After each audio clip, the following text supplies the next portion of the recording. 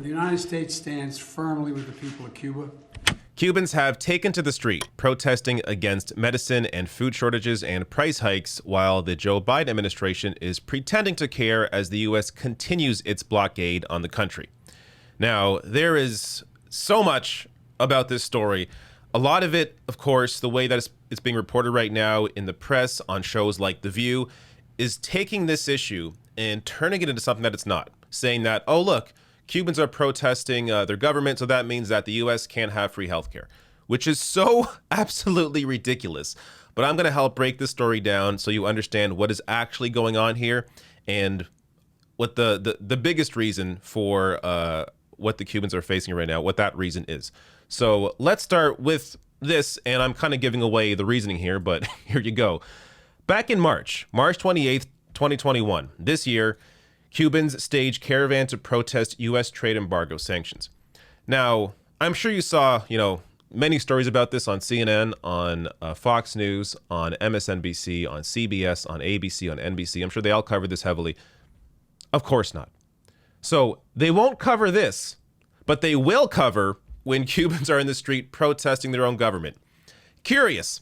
So before I go any deeper into this and show you Biden's reaction and some other reactions online, as well as getting deeper into the story, let me first show you a quick breakdown here. It's less than a minute from Democracy Now! Discussing these protests with some footage. In Cuba, thousands took to the streets of Havana and other cities in rare anti-government protests denouncing the island's economic crisis during the COVID-19 pandemic. Cuba is facing its harshest phase of the pandemic with skyrocketing infections.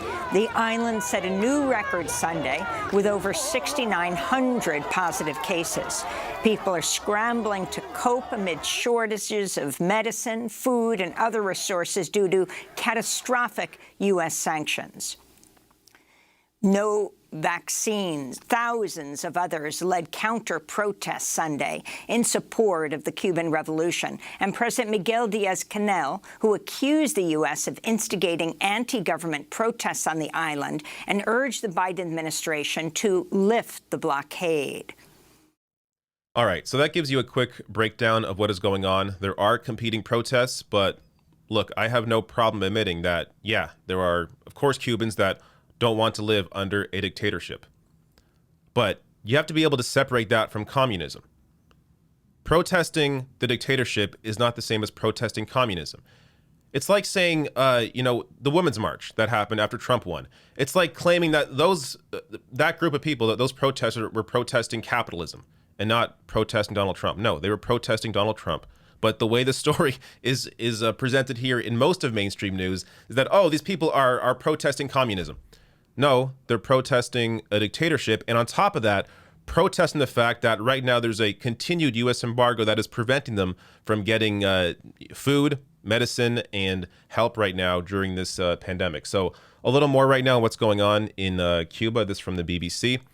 Cuba's economy is struggling. Tourism, one of the most important sectors, has been devastated by the restrictions on travel during the COVID pandemic. Sugar, which is mostly exported, is another key earner for Cuba, but this year's harvest has been much worse than expected. So all of this is going on top of the fact that, of course, there is a continued blockade on the country. But the way that it's being framed right now in mainstream outlets and places like The View is this. Meghan McCain slams Dems for praising socialism on The View, dangerous and asininely stupid. So people like Meghan McCain and many others are using the story as a way to slam Bernie Sanders, slam the idea of universal health care, despite the fact that every other industrialized country has universal health care. So look at how they use this issue to basically say that, no, Americans can't have nice things that other countries have because look at Cuba. But meanwhile, of course, they completely ignored this story where there was a protest against the continued U.S. Trade embargo. Now, let's get to Biden's reaction. And this is just, of course, here he pretends to care about the Cuban people when in reality, he does not. But I'll get to more on that after the clip. Folks, I want to start by recognizing the remarkable protests that are taking place in Cuba. With the Cuban people demanding their freedom from an authoritarian regime.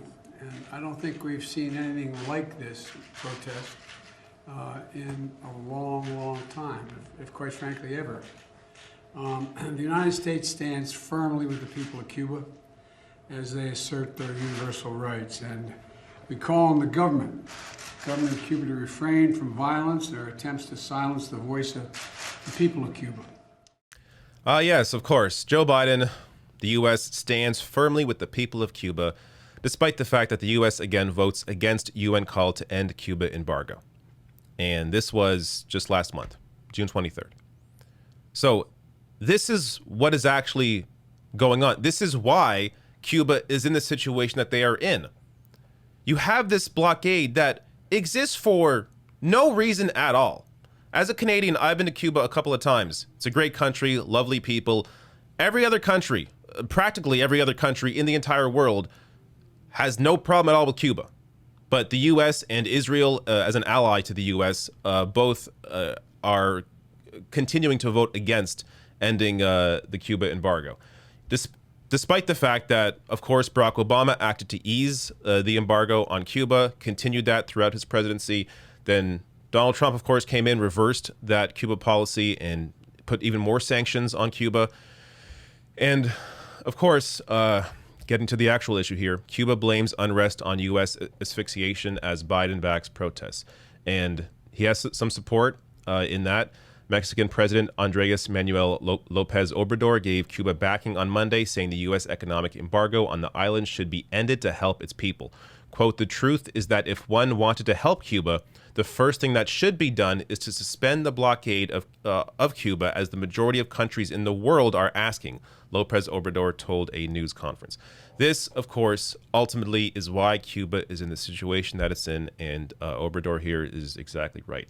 Now, let me get to some reactions online that made some great points. So the Tabernacle here also has a great YouTube page. Check them out.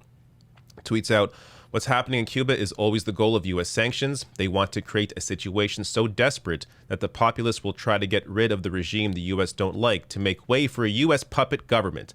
They don't actually care about human life." This from Andre Demise. "Haiti's been in the streets protesting their U.S.-backed dictatorship and ruling class for 3 years, and nobody gave a shit, but let a couple hundred Cubans out with placards, and it's the Bay of effin' tweets. Western libs are the most gullible people God ever put on this earth." This again goes to my, what I was saying about how the media frames these issues. You've heard very little about Haiti, very little or almost nothing about the protests earlier in the year, but they're so focused on what's going on right now because they're trying to use it as a way to slam communism, as opposed to looking at the dictatorship and looking at the U.S. sanctions on Cuba. Angelo Guisado here, who's a civil rights lawyer, tweets out, "If Americans are so concerned about helping Cubans flee their repressive government, quote unquote, why am I always getting calls from Cuban asylum seekers who are either A, stuck fighting for their lives on the Mexican border, or B, being abused and tortured in American detention centers?" From Anna Kasparian here, "U.S. sanctions on Cuba shouldn't have been implemented during the Trump admin and should have been lifted immediately by Joe Biden.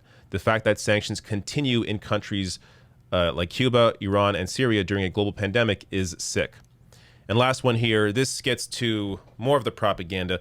This, this video went viral, almost 300,000 views, claiming that these are the Cuban people, protesting, liberate Cuba. But that's not Cuba. It's Buenos Aires, Argentina, during one of the Copa America games, not Cuba. So be very careful here how these protests are being used as propaganda in America. They're going to point to Cubans, say, look, Cubans are so unhappy. This is why you shouldn't have universal health care. This is why, they'll use it to slam Bernie Sanders and his policies when Bernie is a social democrat. He's looking at countries like Norway, Sweden and Canada as a place that America should move to, not a dictatorship. You have to be able to separate communism or socialism from dictatorships. They are not one and the same. So be careful of propaganda like this. And again, understand what the central issue here is: the continued U.S. embargo on Cuba that is continuing to hurt the Cuban people while Joe Biden pretends to care about the future of Cubans.